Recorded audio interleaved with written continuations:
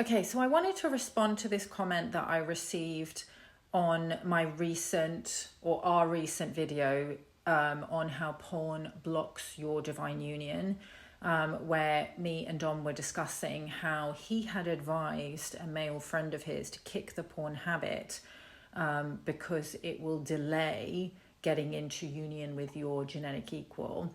And if you want to watch that video, it's just 2 videos back on YouTube, on Instagram, on TikTok. If you're watching this on Facebook, I'll put it in the comments because it's quite far back. So I wanted to respond to this person, okay, because she left this comment here on Facebook. I see what you're getting at here, but I think pathologizing any form of attraction or desire outside of your partner is a deeply harmful myth that will lead to more secret keeping and shame than anything else. What about couples who are mismatched in libido, an incredibly common phenomenon, and I do couples therapy? What are they supposed to do? It's easy to make declarations about right and wrong without addressing the nuance and complexity of human sexuality and relationships. Okay, so seeking to clarify, I asked her, so a mismatch in libido makes it okay to step out of the relationship? I'm not sure what you're suggesting. And she's responded with, that's your view of porn usage. It wasn't, but I was just trying to clarify what she meant. But anyway, not everyone's. And I'm suggesting that making a blanket statement about a behavior like you've done and labeling it all bad is a dangerous and harmful thing to do. Okay, so seeking to clarify again, I asked her again. You didn't answer my question. In your practice, what do you recommend to couples where one has a mismatch in libido? Okay, she did not reply when I asked her. And to be honest, if I was recommending porn to clients that had a mismatch in libido, I would also be embarrassed to respond. So instead of just looking at what the underlying reason is why there might be a mismatch in libido, is she going straight to just recommending porn to just deal with it? Because in that case, you're actually putting a band-aid over a bullet hole. That's not dealing with the actual underlying problem of why one partner might have less libido than the other. Like, is there a biological issue? Is it a hormonal issue? Is it an emotional issue? Okay, oftentimes it's an emotional or even a spiritual issue, a mismatch in the partners. Okay, oftentimes, okay, and this is where I'm really taking exception to what she's saying here. Okay, oftentimes when you've got a partner, if you're in a heterosexual monogamous couple, and you've got one partner that has less libido than the other, it's usually the woman, right? Okay, it's usually the woman, not always, but oftentimes it's a woman due to just the differences in female sexuality and female biology and male sexuality and male biology. Okay, so recommending that you often the male partner who has a higher libido use the pornography to deal with this mismatch is problematic on so many levels. Okay, because you're not looking at the underlying reason why she might not want to fuck him. And there can be all kinds of reasons, okay? She could be tired, she could be burnt out, she could be too busy, she could be having to manage far too much of the mental load in the household. Maybe he's not being an equal partner. Maybe she's suppressing resentments from a long time ago, okay? Maybe she's struggling with her voice, okay? I've talked extensively about how the throat and the sacral, the womb, the pussy, okay, are connected through the spinal gateway, okay, those energy centers. So if one is shut down, then the other will shut down as well. She might not be feeling emotionally safe. Maybe she's not turned on by somebody who's jacking off to other women. Maybe she don't feel safe with that. Maybe she feels betrayed by somebody who's consuming content of other women and getting turned on by other women. Maybe she's just turned off by having to share a bed with a lustful, sexually undisciplined man. Because trying to say like this is so problematic to me that like if one has a higher libido, that he should just be able to deal with it by looking at the porn. And having a higher libido does not entitle you to sex. Okay, just because you want it it's not a human right. Okay, just because you want sex doesn't mean that you have to have access to it. If you committed to be in an exclusive monogamous relationship with that person and they don't want to have sex with you, that doesn't mean that you can just go and get it wherever else you want it. You have to look at the underlying reasons why that person isn't wanting to have sex with you and fix those and work on yourself. Okay, single people have to do it. They can't just go outside and have sex with whomever they want. This is why so many women have reported that marriage counseling and relationship counseling actually makes their abusive partners worse.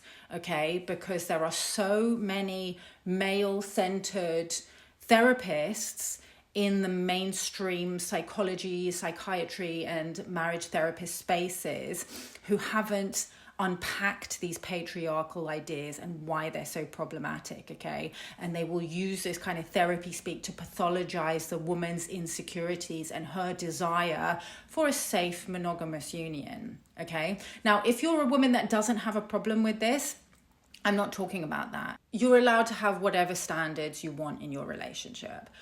However, we also have to look at how some of women's standards in relationships are socially constructed by the culture in which they're swimming in and what they're allowed and being socialized to accept as normal. Okay, for example, Japanese women have largely been socialized to accept their husbands going to brothels and being okay with that because it's such a part of their culture that goes back to ancient times that they're just like, well, as long as he's not having an affair, it's okay that he's doing that, okay? Because of the proliferation of these geishas and things like that. It's not seen as so sordid in their culture. Obviously, in the West, we wouldn't accept that. But in the West, we've been socialized to accept things like going to strip clubs and bachelor parties and pornography as normal, okay? As completely socially acceptable. That's why so many of us that actually have the Divine Union Christ Sophia template and are trying to architect a new template for both men and women are getting pushback like this, okay? Because you have all these, clinical psychologists, and many of them come from Kinsey type lineages, okay? And I've spoken about Alfred Kinsey and his contributions to modern psychology and psychiatry and the study of human sexuality as being extremely problematic, okay? Go check out my videos on that, okay? And it comes with a strong content warning, okay? Because there's discussion of child sexual abuse, okay? It's an extremely problematic researcher. And a lot of modern psychiatrists and psychologists come from this sex positive academic lineage, okay? Those of you who know what I'm talking about and how problematic Kinsey is, you can feel free to share in the comments. I don't want to overload and traumatize people here by sharing too much information. Thankfully, not all psychologists and medical researchers have taken this viewpoint, okay? Many of them have actually done a lot of scientific research into how pornography actually causes brain damage, okay? It actually affects the brain's ability to produce dopamine according to a normal sexual stimulus, okay? It gets completely overstimulated by hypersexual arousal that human beings are just not designed to be consuming, okay? The amount of sexual novelty that somebody is exposed to when they're looking at pornography is just, it just rewires what the person consuming it finds attractive in a way that can be, I don't want to say it's permanent, because many people have reported that they are able to heal from the impact of consuming too much pornography, but it rewires what you find attractive to the point where you no longer find a normal sexual experience with your adult human female partner attractive. You no longer are stimulated by it because they've been consuming so much strange content, and it is addictive. They've shown that it is addictive, where you need more and more extreme types of content to get the same level of arousal. Okay, that's why when I started doing this research, I think around 2016, when I discovered the work of Gail Dines, y'all should go check her out. The top porn category at that time was teen. Okay, so you've got clinical psychologists going out there advocating that people's partners go, if there's a mismatch in libido, go and look at pornography. Oftentimes he's looking at content of girls who are half his partner's age, and if she, let's say she has a teenage daughter in the house, how safe do you think you're going to feel if your man is consuming content and getting aroused by women, not even women, girls that are your daughter's age? Are you gonna feel very safe and turned on by that man? Are you gonna feel very safe to have that man in the house? And of course, the pornography to cheating pipeline has been well documented. The pornography to SA pipeline has been well documented. The pornography to CSA pipeline has been well documented. Please go check out the work of Dr. Judith Reisman, who documented this. She's been documenting it since the 1960s. And yeah, they just studied how a lot of men who committed sexual violence against women and children, or homicide against women and children, along with sexual violence, without fail consumed pornography before they committed their crimes, and in many cases were inspired by the pornography that they had consumed. And it's problematic to me because it basically harkens back to this Kinsey-esque idea that sex is just a physical act. It's got nothing to do with love. It's not an emotional act. Certainly not a spiritual act. And a libido is just a physical urge, right? It's not a desire for union. It's not a needing intimacy and connection with your partner. It's not a pull back to source. No, it's just a physical urge that needs meeting. And if you're not going to meet it, then somebody else will. And the pornography is there, constantly available for whenever he wants it. And this is used, abusive men will use, abusive, misogynistic, patriarchal men and sexually entitled men will use this to gaslight their female partners. And I have experienced so much of this with my clients. Okay, I've experienced this myself, and my clients have also experienced this in their relationships, where they've been gaslit with this idea that if they don't want to have sex with their partner, if there's a mismatch because they're not feeling emotionally connected, they're not feeling fully met, that he can just go and consume the porn. And you know, many of my clients have obviously ended those relationships because they were being abused.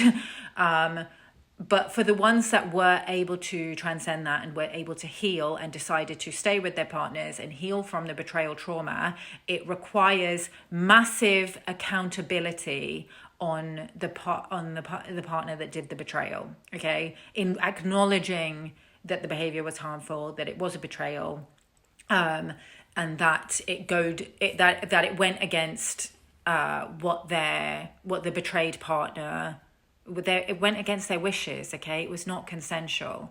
Okay, and not just talking. My position on porn was not just from a relational perspective. Okay, it was from an ethical perspective. Okay, because when I discovered Gail Dines' work, I realized I was consuming. I didn't have an issue with my partners consuming it or me consuming it. It was actually my male partners, 2 boyfriends that I had in a row who did not consume it, even though I didn't have a problem with it, because they themselves said that they found it too misogynistic and that it damaged their sexuality and what they found attractive, and that they no longer found it arousing. They were no longer turned on by it, okay, because they themselves were going through an awakening.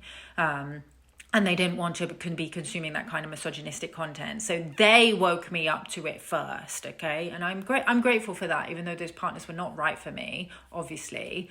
And then I discovered Gail Dines' work, and I realized that I had been consuming content that was often non-consensual, Okay, I'd been consuming content of women that were actually not, mostly women who were not there consensually. Okay, and a lot of the time you cannot tell. There's no way you can tell if a woman is there consensually or not, or a girl. Oftentimes it's an underage girl. Okay, y'all remember the trafficking hub scandal. Girls do porn, where so many women have given their testimony, about how they were coerced into doing these scenes. And even for the performers that are there consensually, okay, as somebody who's worked in the media, fashion, entertainment for 20 years, I've worked as a model and actress for 20 years, okay, I know what happens on sets, okay? If you're a porn performer, there is no way that every single moment of filming that you are engaged in doing those sex acts for the camera, that every single moment of that is consensual. Okay, that is how sex is supposed to be. It's supposed to be 100% consensual all the time. And if you're not enjoying it, you can stop it at any moment. Okay, that porn performers do not have that luxury. Okay, they are there getting paid a day rate. There's studio, there's all the other staff that are there getting paid, production costs and things like that.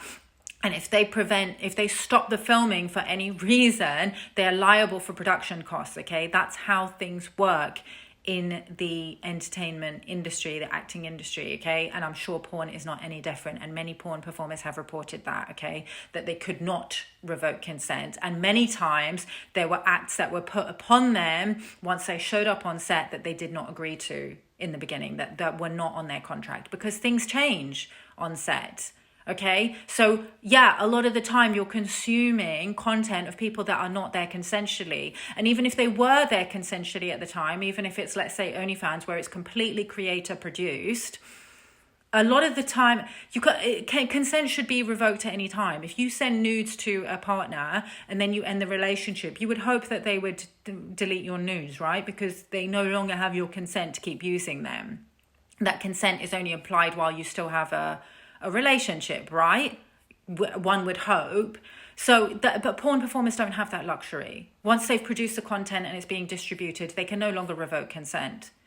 So that's what you're contributing to. So this is not just about it being a personal choice, okay?